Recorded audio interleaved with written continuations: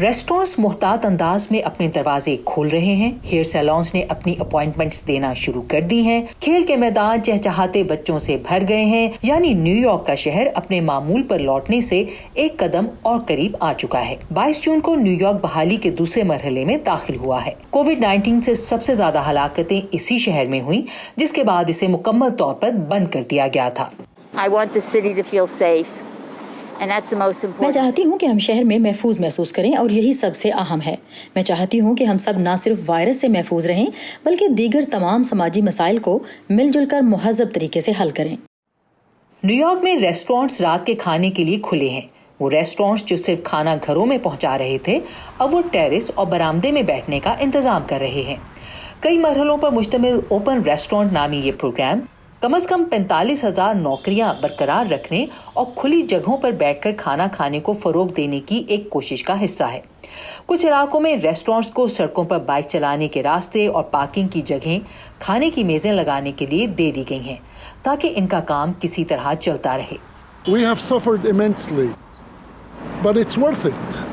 हमें बहुत मुश्किलात का सामना करना पड़ा, लेकिन जिंदगी के मुकाबले में पैसों का नफा नुकसान मानी नहीं रखता। मुझे उम्मीद है कि हम बर वक्त ये नुकसान पूरा कर लेंगे, लेकिन खुशी इस बात की है कि हम जिंदा हैं और हम इस शहर को फिर से उसी तरह बना देंगे जैसा ये था।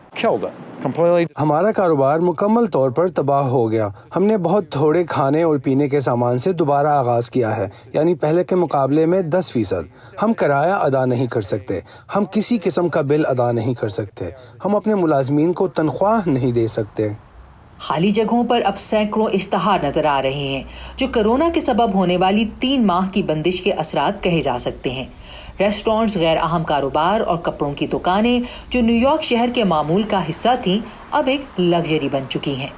हमारा बहुत छोटा कारोबार है जो इस वबा से मुतासिर हुआ है। मैंने अपने मुलाजमीन को काम से नहीं हटाया। हमने कर्ज लिया, लेकिन चूंकि हमारा कारोबार छोटा है और जब इस रकम का 75% मुलाजमीन के लिए हो तो उनके फार्मूले के मुताबिक हमें किराए की मद में सिर्फ 1,000 ही मिले। लेकिन ये इंतहाई बड़ा मसला है। बहुत से ऐसे छोटे कारोबार हैं जो बरकरार नहीं रह पाएंगे।